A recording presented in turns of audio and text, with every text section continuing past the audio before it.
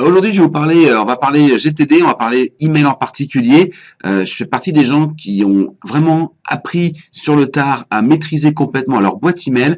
Et aujourd'hui, on va parler d'une relation qui existe entre la méthode GTD, j'en parle beaucoup sur le blog, et la boîte email. Et vous verrez que juste après, vous verrez juste en dessous, il y a un bouton pour accéder à une deuxième vidéo où je vous explique vraiment tout ce que vous pouvez faire avec votre boîte email. Vous allez voir que votre boîte email, elle peut vraiment vous aider à gagner du temps, et vous allez aussi découvrir dans cette vidéo suivante qu'on perd énormément de temps avec sa boîte mail si on ne sait pas s'en servir correctement. Je vous explique tout ça dans la vidéo suivante, mais maintenant je vais vous parler de quelque chose de très très simple. C'est comment arriver à l'inbox zéro, c'est-à-dire avoir traité tous ces emails, et surtout pourquoi est-ce qu'il faut arriver là pour vraiment réussir à avoir une boîte mail qu'on maîtrise complètement. Alors, la première chose qu'il faut comprendre, c'est que le problème, c'est que souvent, si vous ne traitez pas correctement votre boîte email, eh bien, en fait, elle va se retrouver à devenir un espèce de mélange entre des emails lus, des emails non lus, des emails importants, des emails utiles, je sais pas, moi, par exemple, des newsletters, des alertes qui arrivent automatiquement, des gens qui vous mettent en copie parce que, bah, vous devez être en copie de quelque chose sans pour autant avoir à faire, des éléments que vous recevez mais qui vont pas forcément être activés dans la journée, mais peut-être dans quelques jours, quelques semaines parfois, etc. Bref, un système où vraiment vous allez avoir une source de stress monstrueuse parce que vous n'allez jamais savoir où vous en êtes.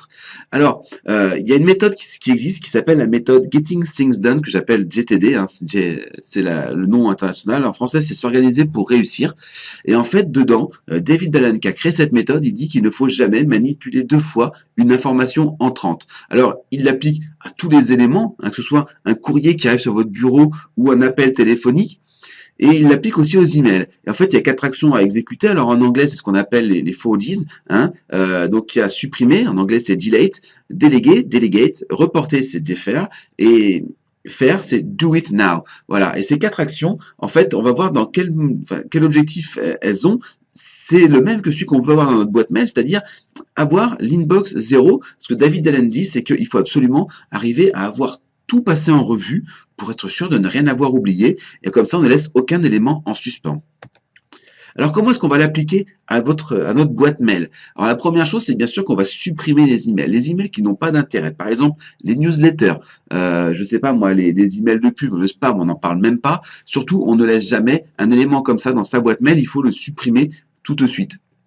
Ensuite, deux cas de figure vont se présenter. Si vous pouvez faire quelque chose avec cet email, le premier, c'est qu'il faut le faire. C'est vous qui devez le faire. Et David Allen, cette formulation où il dit qu'en gros, ça vous prend moins de 2 minutes.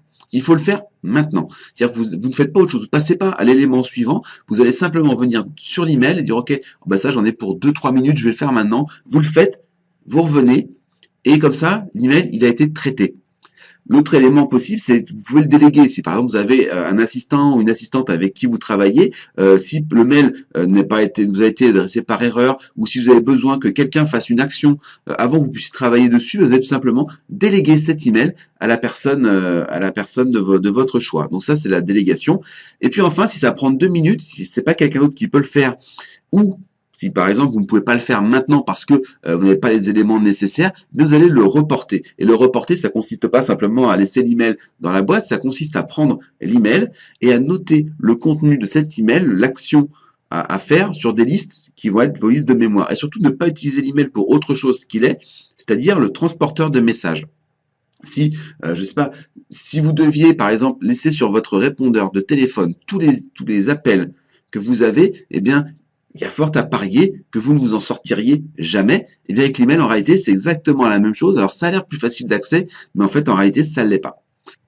Alors qu'est-ce qu'on fait une fois que cet email il a été traité? Eh bien tout simplement, on va l'archiver dans sa boîte email.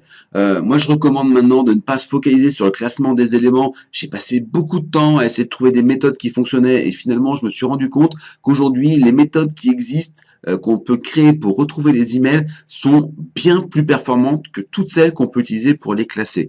D'accord? Moi, je vais pas vous faire l'intégralité des éléments, mais voilà. Donc, cliquez juste en dessous là sur la vidéo. Vous allez voir comment est-ce que j'ai gagné 2 heures de travail par jour en gérant mieux mes emails.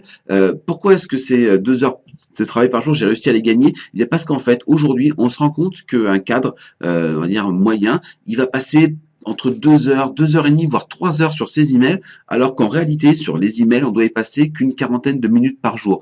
Donc, quand je vous dis que j'ai gagné 2 heures, c'est que je passais plus de 2h40 sur mon travail, sur mes emails, dans mon travail, et je suis passé de 2h40 à peu près 40 minutes par jour, juste en appliquant certaines stratégies, certaines tactiques. Donc, dans cette deuxième vidéo, vous allez voir tous les éléments, toutes les stratégies qu'on peut utiliser. Et à partir de là, ben, moi, je vous dis, vous pouvez gagner 2 heures par jour. Et ces 2 heures par jour, elles vont vraiment vous aider à être plus productif dans votre travail. Et moi, c'est une des choses qui a vraiment fait que je suis devenu tellement productif que j'ai pu négocier, on va dire, une augmentation de salaire, une promotion à l'intérieur de mon travail. Pourquoi? Parce que j'avais 2 heures de plus par jour pour travailler, alors que mes collègues, eux, continuaient à passer ces 2 heures de travail à gérer leurs emails, à gérer tout ça un peu de façon complètement